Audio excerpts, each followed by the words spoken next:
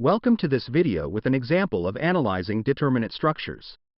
This is one of several videos in a short course on equilibrium posted at terje.civil.ubc.ca, Toolbox, a website that contains notes, examples, and algorithms for structural analysis.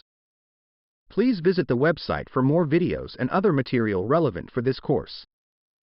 One objective in this example is to reinforce the idea that we draw the bending moment diagram before the shear force diagram.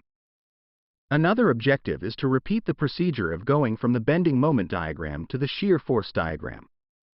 The structure is the simply supported beam shown here. Simply supported means there is a pin support at one end and a roller support at the other end. As we see in the course on statically indeterminate structures, this means the beam is statically determinate.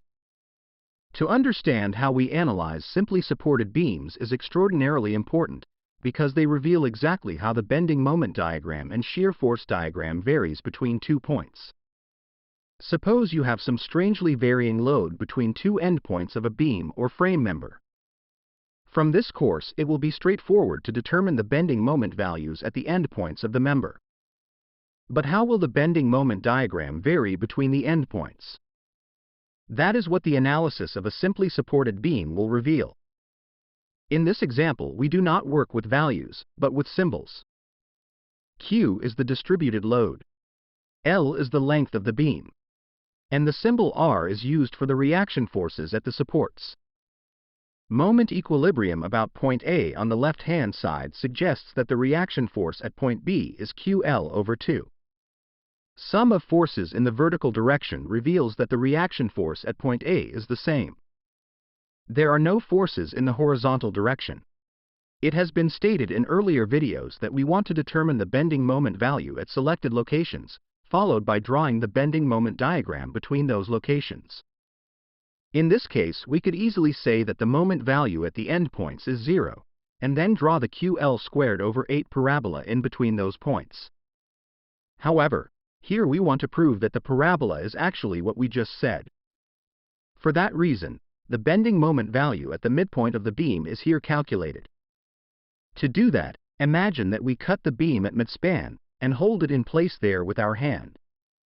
We arbitrarily say that moments that want to rotate our hand counterclockwise are positive in this particular equation. Adopting the opposite convention in this equation would lead to exactly the same result.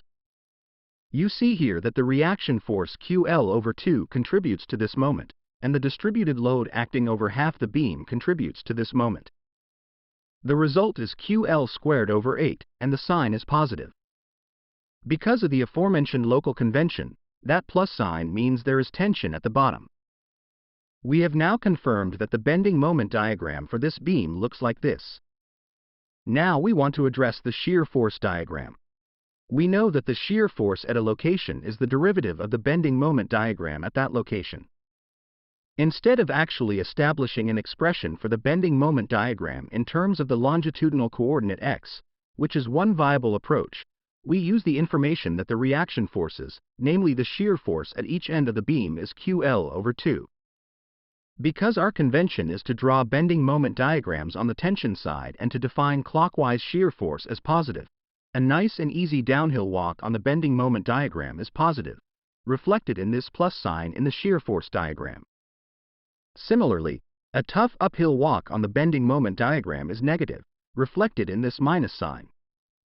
The shear force diagram is linear because the bending moment diagram is a parabola.